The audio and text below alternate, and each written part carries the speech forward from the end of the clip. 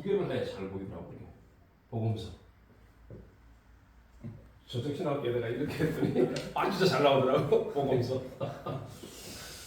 자 이제 그 여러분들이 지난 시간에 이제 우리가 그 강의를 잘 들었을 텐데 이 복음이라는 게 이제 정확하게 뭐냐 이 부분들을 감을 잡지 않으면 그러니까 이 복음에 대한 부분들을 성경 가운데서 추출해내는데요. 이게 이제 성경에서 복음의 진리를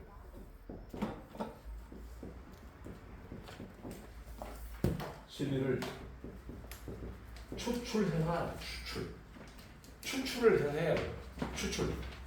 그러면 이제 복음의 진리를 추출을 하면 이 복음의 진리 추출을 할 때 복음의 진리가 뭐냐? 복음의 진리가 뭐냐가 신론적 측면에서 보면은 신론에서는 예수님이 하나님이시다예요. 예수님이 하나님이시다. 이게 신론입니다. 신론 측면. 그 다음에 이제 구원인가 혹은 구원론. 구원론 측면에서는 예수님이 뭐예요? 예수님.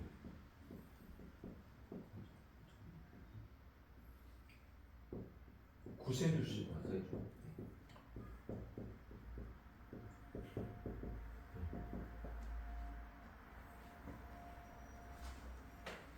그러니까 구원론이나 그 다음에 이제 여기 인간론은 이제 뭐냐 하면 예수님은 창조주시다.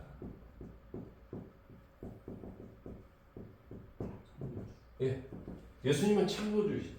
하나님이시다, 구세주시다, 창조주시다. 이해되세요? 감 잡히죠? 네. 그러니까 신론과 구원과 인간론. 자 그러면은 또 뭐가 있어요? 교회론이 있어요.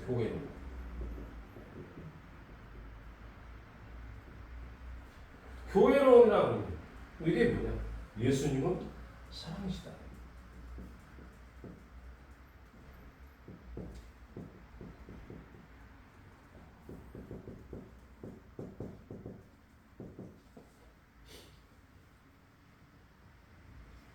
그러면 종말론 입장에서는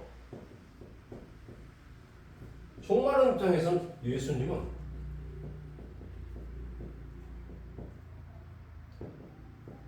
하나님의 나라다. 나라이시며 주체시다. 그 자체이고 주체고 그 나라 그 하나님의 나라의 중심이시다. 이거는 뭐 어느 책에 나온 게 아니에요. 어느 책에 나온 것이 아니라 제가 성경을 연구하고 지금까지 책을 이제 공부하고 확인했던 분들이 요약이 이렇게 되는 거예요. 여러분들이 신론, 뭐 인간론, 구원론, 교회론, 종말론 또 뭐가 있어요?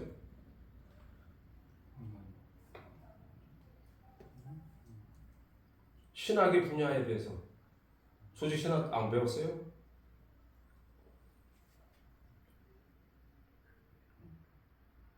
기억이 없어요? 그러면 숙제네. 모르면 숙제네.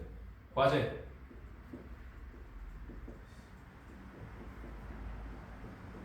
신학의 분야를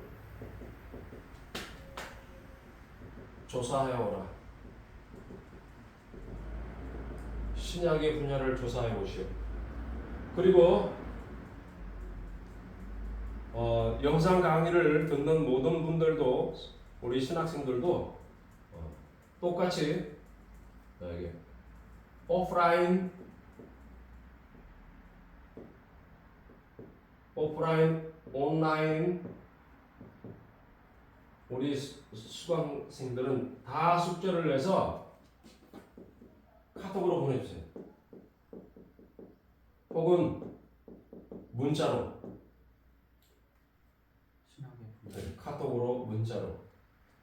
검색해도 좋습니다. 검색을 해도 괜찮아요. 검색하셔서 이 검색한 내용들을 이렇게 카톡으로 혹은 문자로 저에게 보내주셔야 돼요. 010-5731-911 김장호입니다. 이쪽으로 보내십니다. 자, 이제 복음의 진리라는 것은 성경에서 여러분들이 복음의 진리를 찾아내야 되는데 우리가 연구를 해야 돼. 추출을 할 수 있어야 되는데 우리 예수님이 하나님이시다. 예수님이 구세주이시다. 예수님은 창조주이시다. 예수님은 사랑이시다. 예수님은 하나님의 나라이시며 그 중심이시다. 네. 여러분들이 이 외에도 여러분들이 예수님에 관해서 한마디로 표현할 수 있는 이 부분들을 자기 것으로 만드셔야 돼요.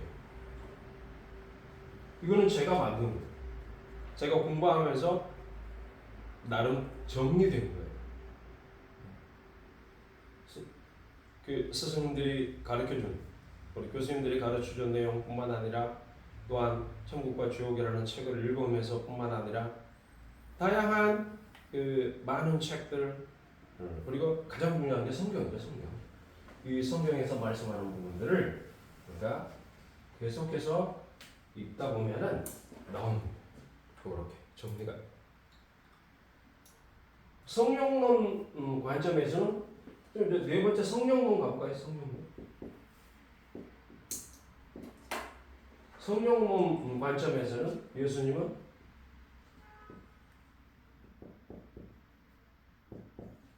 진리의 영이시다. 진리의 영이시다.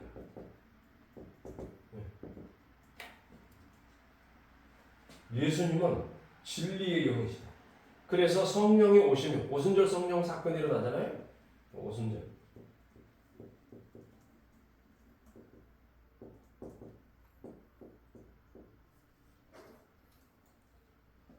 예수님은 초림하시고 오순절 성령 강림이 다른 말로는 예수님의 오심.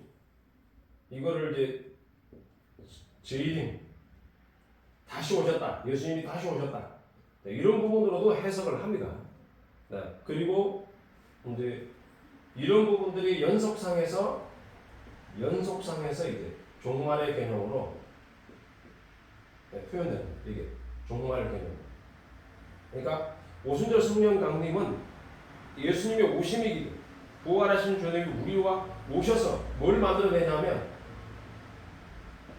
우리가 그러니까 교회가 혹은 성도가 하나님의 나라다 라는 것을 확인시켜줍니다. 그러니까 예수님이 늘 오시는 겁니다. 늘 오시는 거예요. 그러니까 특정한 날을 정해서 오시기도 하지만 우리의 삶 속에서 늘 오십니다. 왜냐하면 한번 생각해 보세요. 주님은 늘 오신다. 주님은 늘 오신다. 왜? 자, 생명으로 이해를 시켜볼게요. 예를 들어서 생명으로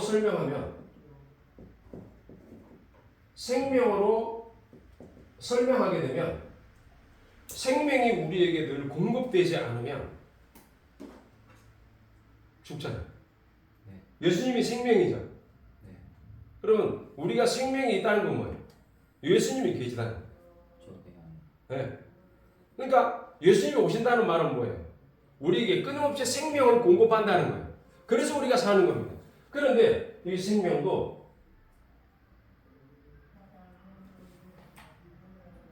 육에서 영으로. 네? 그러면 6에서 0으로 갈 때 요거는 연계요. 여기는 천구로 가고 여기는 자연계다. 그러면 자연계에서 연계로 이어진다. 요 사이 요거 자연계에서 연계로 가는 거를 뭐라고 그래요? 죽음의 길이라고 그럴까요? 죽음도 은혜예요. 죽음이란 은혜를 통해서 연계로 들어갈 때는 영원 생명으로 가는 거다. 영원한 생명으로. 맞죠? 영원한 생명. 자연계는 이 자연계는 한계다. 유한 생명이다. 그러나 영계는 영원 생명이다. 감 잡히시죠? 네, 그러니까 여기 주님이 우리에게 오시는 이유는 뭐냐면 오순절 성령 강림을 왜 하시냐? 왜 하시냐? 자, 보세요. 유대교가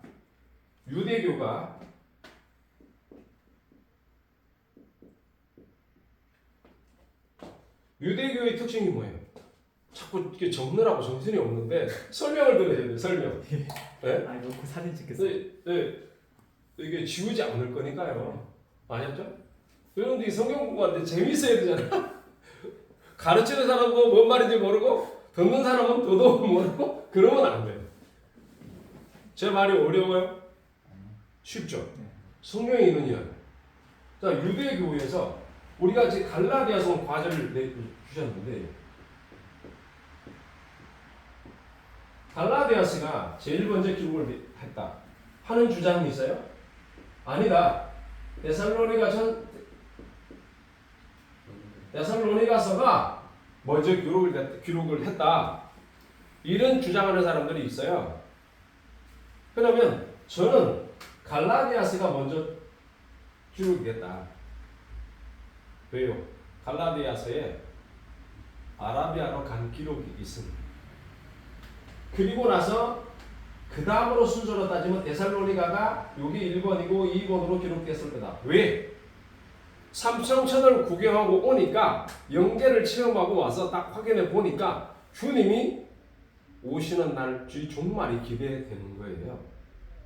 그렇죠?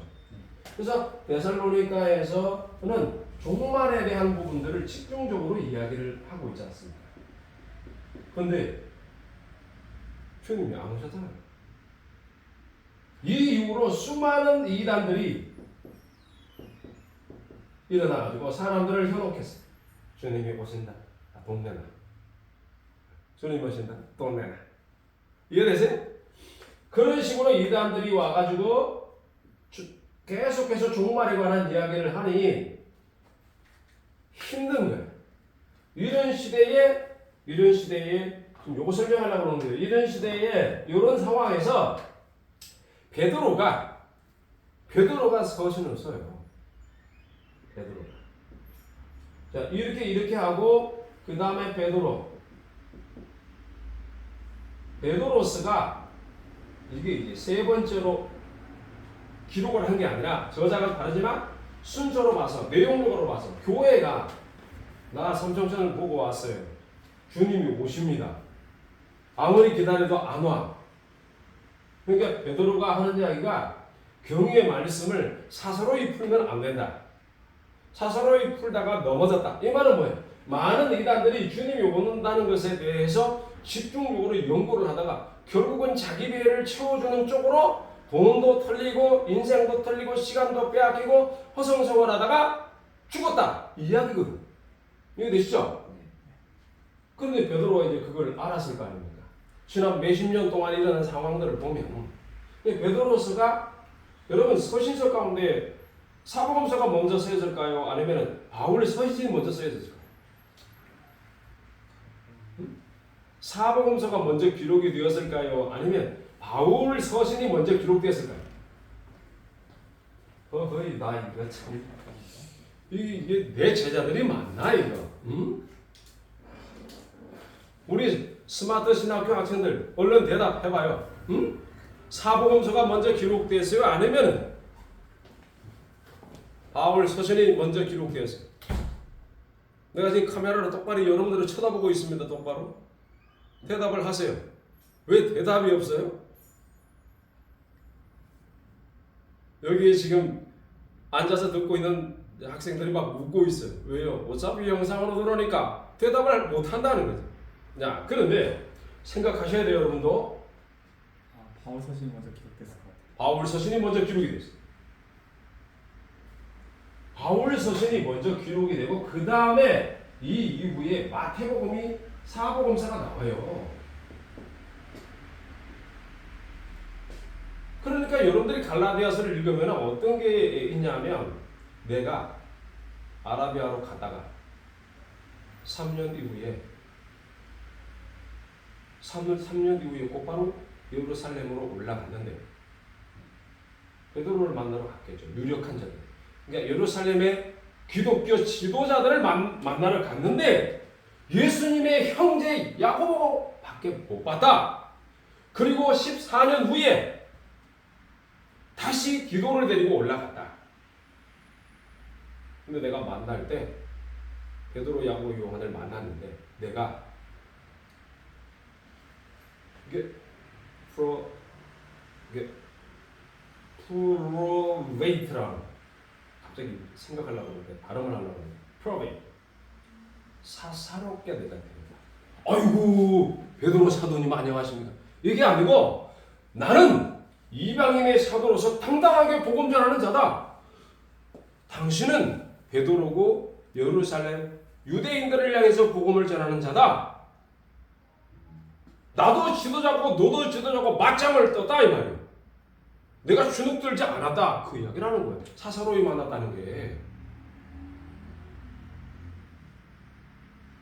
여러분들이 복음을 갖고 있으면 당당해지는 거예요. 비굴해지지 않는 거예요. 세상을 향해서 비굴할 수도 없고 내가 복음을 가진 자로서 다른 복음 가진 자를 갖고 오는 사랑은 할지언정 비굴해지면 안 된다. 당당해져. 그래서 그 당당함으로 사사로이 대다는 이야기가 나와요. 그러니 베드로는 교회가 갖고 있는 문제가 뭐냐면 이 정말 예수님의 재림에 관한 문제가 굉장한 화두로 그 당시에 대두되었단 말이에요. 45년도 AD 42년 43년 그때부터 갈라디아서가 기록된 그 이후로 지금도 예수님 온다고 부르잖아요. 예수님 왔어요 안 왔어요? 제가 이야기를 할게요. 여러분 죽을 때까지 예수님 안 오십니다. 그럼 예수님이 온다는 게 뭐냐? 이미 여러분에게 와 계시다니까요. 여러분에게 예수님이 와 계신 거예요. 여러분이 하나님의 나라예요. 다만 여러분들이 자연계라는 한계 속에서 무한하신 하나님이 유한한 여러분 자신에게 이와 같이 오순절 성령 강림을 통해서 함께하고 예수 믿는 사람들을 통해서 함께하고 있기 때문에 이미 여러분 하나님의 나라 맞죠? 여러분이 천국이야. 네, 여러분들이 이제 죽음을 통해서 영적 세계로 들어가면은 여러분들은 곧바로 천국으로 간다. 왜? 하나님의 나라니까. 그렇죠? 우리 온라인 신학생들도 잘 기억하셔야 돼요. 여러분이 하나님의 나라예요. 왔다 갔다 하면 하나님의 나라가 안 돼요. 왔다 갔다가 뭐예요? 자연계도 있다가 하나님 나라로 갔다가 왔다 갔다 이렇게 하면 안 돼요. 우리는 하나님의 나라 안에 영원히 못 박혀 있는 존재. 연결되어 있고 하나 되어 있고. 그래서 하나님이 오신다는 게 뭐냐? 예수님이 오신다는 말이 무슨 뜻이냐? 우리가 하나님 앞에 죄를 지으면 하나님 앞에 범죄하면 그때 하나님의 신성이 우리 안에 드러나기 때문에 그게 하나님의 오심이 되는 거예요. 그래서 그날이 온다 유대인들을 향해서 이스라엘을 향해서 예루살렘을 향해서 시온의 대로를 연다. 이게 뭐예요? 유대교가 장로의 유전에 열심히 있었어요. 장로의 유전이라는 게 뭐냐면 사람의 생각이 여기에 플러스가 된 거예요. 그러니까 하나님 말씀에 사람의 생각이 들어가서 그래서 가짜요, 진짜요, 가짜가 된 거예요. 그러니까 주님이 오셔서 유대교 안에 우리 주님이 오신 이유는 이 유대교에서 이 갖고 있는 유대교 진리를 없애고 새로운 진리를 제시하신 겁니다.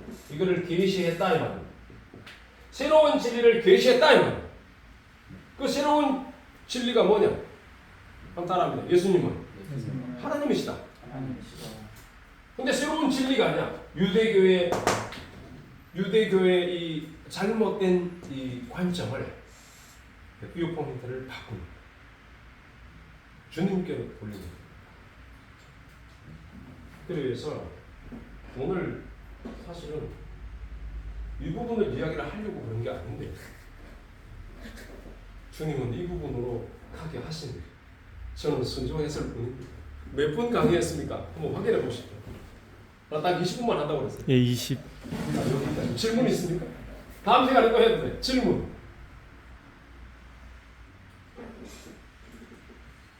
없죠? 알아야 질문을 하지. 우리 기도합시다. 주님 감사합니다.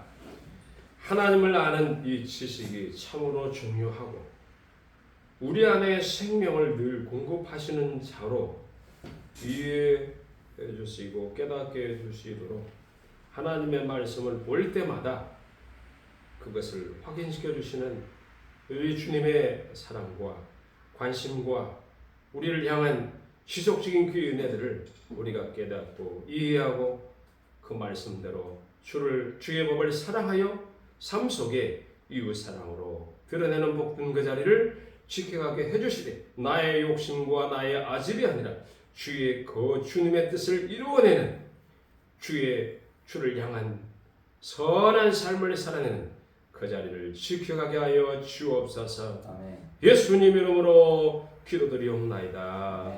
아멘. 할렐루야.